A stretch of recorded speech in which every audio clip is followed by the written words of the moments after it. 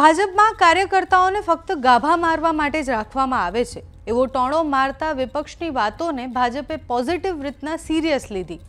જે વ્યક્તિ 28 વર્ષ સુધી ખરેખર ગાભા મારતા હતા એમને ભાજપે ટિકિટ આપી અને એ સત્તાવાર ઉમેદવાર બન્યા। નમસ્કાર, આપની સાથે હું છું પાયલ।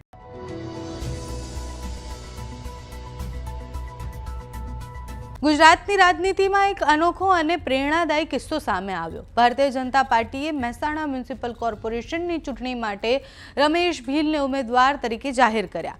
હવે ખાસ વાત એ છે કે રમેશ ભીલ એ કોઈ ઉદ્યોગપતિ નથી, રાજકીય પરિવારના સભ્ય નથી।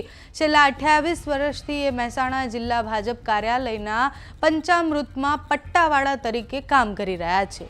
દિવસ રાત એ પાર્ટીની ઓફિસમાં હાજર રહેતા હોય છે। નાનીથી નાની જવાબદારીથી લઈને મોટી જવાબદારી સુધી એમણે બધું જ સંભાળ્યું અને અત્યાર સુધી ક્યારેય લાઇમલાઇટ માંગી નહીં અને હવે પાર્ટીએ એમને લાઇમલાઇટ આપી છે। રમેશ ભીલે ખુદ એવું કહ્યું કે છેલ્લા 28 વર્ષથી પાર્ટી માટે હું કામ કરતો હતો અને આજે પાર્ટીએ મારા કામની કદર કરી છે। તો પહેલા રમેશભાઈને જ્યારે ટિકિટ મળી ત્યારે એમણે શું કહ્યું તે સાંભળીએ। ભારતીય જનતા પાર્ટી હું છેલ્લા 28 વર્ષથી કાર્યાલયમાં પટ્ટાવાળા તરીકે સેવા આપું છું અને પાર્ટીએ મને મારી પાર્ટીએ જે કદર કરી એ પાર્ટીનો હું આભાર માનું છું। આપણી ભારતીય જનતા પાર્ટીના મોવડી મંડળનો, પ્રદેશ મોવડી મંડળનો બધાનો આભાર માનું છું। અમારા ગિરીશભાઈ રાજકોર સાહેબ, પછી મહામંત્રી ભગાજી, મહામંત્રી શુભમભાઈ શાહ, મહામંત્રી દાસ કાકા, પછી પટ્ટાવાળા તરીકે તમને ટિકિટ મળી, શું કહેશો? પટ્ટાવાળા તરીકે મને ટિકિટ મળી એમાં મને પાર્ટીએ મારું બહુ સન્માન કર્યું, મારી બહુ ગણના કરી। આ માત્ર એક ટિકિટ નથી, આ એક એવો મેસેજ છે કે પાર્ટીમાં જો તમે વફાદાર છો અને તમે પાર્ટી માટે બધું જ કરવા તૈયાર છો તો તમને એક દિવસ તો ફળ મળી જ શકે છે।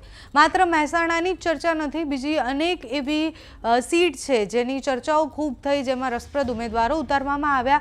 અત્યારે સૌથી વધારે ચર્ચા થઈ રહી છે તો એક લોક ડાયરાના ગાયક માયાભાઈ આહિરના દીકરી સોનલબેન ડેરને ચાવડ તાલુકા પંચાયત બેઠક પરથી ભાજપના ઉમેદવાર તરીકે ટિકિટ આપવામાં આવી। એમણે આજે ફોર્મ પણ ભરી દીધું છે અને ફોર્મ ભર્યા પછી એમને જીતની વાત પણ કરી છે। આના સિવાય ઘણા બધા ઇન્ફ્લુએન્સરને ટિકિટ આપવામાં આવી છે જેમના ફોલોવર્સ 1 મિલિયન છે।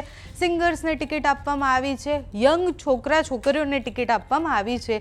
એટલે આ વખતે ભારતીય જનતા પાર્ટીએ ઘણા બધા પ્રયોગો પણ કર્યા છે। હવે એમાંથી કેટલા પ્રયોગો સક્સેસફુલ થાય છે, કેટલા નિષ્ફળ થાય છે એ જોવાનું રહ્યું। તમારું આ વિષય પર શું માનવું છે અમને કમેન્ટ્સમાં જણાવજો। અત્યારે આ વિડીયોમાં બસ આટલું જ। જો તમે અમને યુટ્યુબ પર જોઈ રહ્યા હોય તો સબસ્ક્રાઇબ કરજો, ફેસબુક પર જોઈ રહ્યા હોય તો ફોલો કરજો, અમારા વિડીયોને લાઇક અને શેર કરજો।